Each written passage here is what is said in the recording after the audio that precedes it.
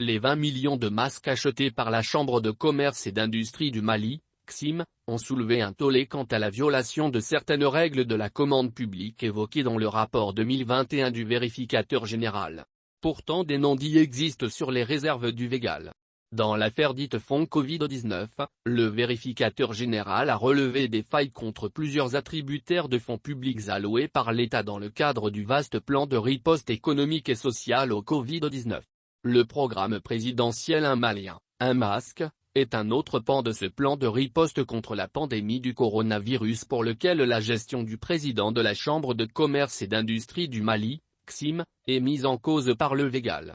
Youssouf Batuli et 2 de ses proches collaborateurs ont été écroués et placés sous mandat de dépôt par un juge d'instruction du pôle économique et financier de Bamako, le 23 novembre 2022, pour atteinte aux biens publics.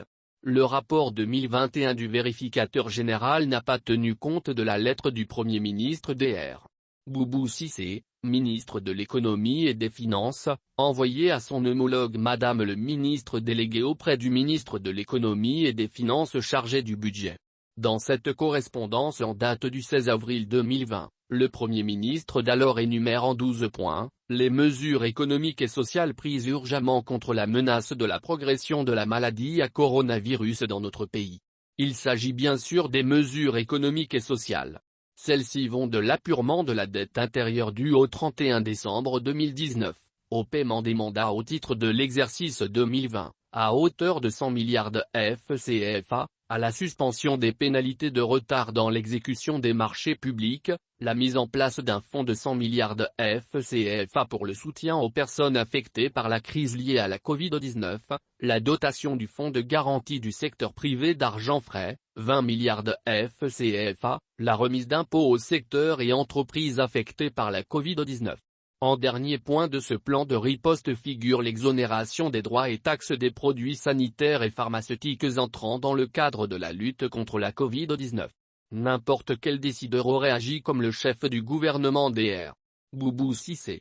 Vu l'hécatombe et le bouleversement de l'ordre économique et social mondial de la maladie à coronavirus, les 10 542 500 000 FCFA ont été affectés par l'État malien pour l'achat de 20 millions de masques, dans le cadre du programme présidentiel Un Malien, un masque.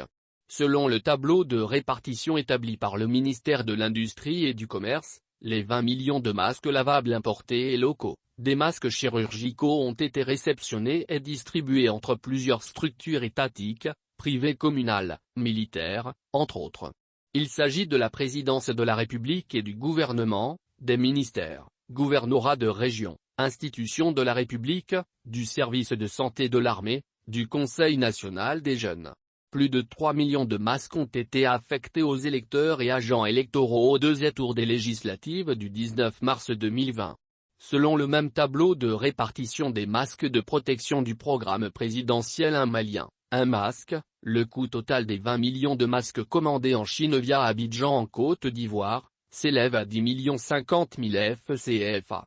Par ailleurs, dans le même rapport, le vérificateur général met de côté le point 12 du plan de riposte économique et sociale à la Covid-19 du Premier ministre, lorsqu'il retient comme irrégularité financière, le paiement sans l'acquittement de droits d'enregistrement et de redevances de régularisation estimés à 378 087 500 FCFA.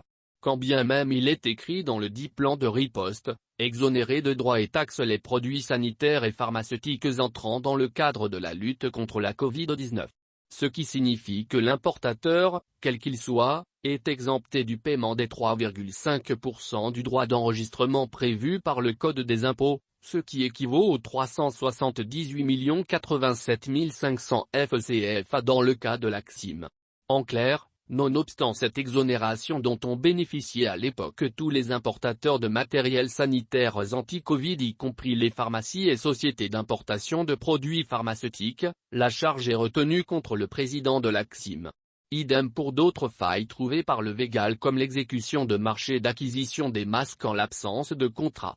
Le Végal aurait dû observer des circonstances atténuantes relativement à la situation d'urgence à laquelle le Mali et le monde entier faisaient face en ce moment-là. D'ailleurs sans les masques, ni les examens de fin d'année de 2020 encore moins le deuxième tour des législatives du 19 mars 2020 ne se tiendrait.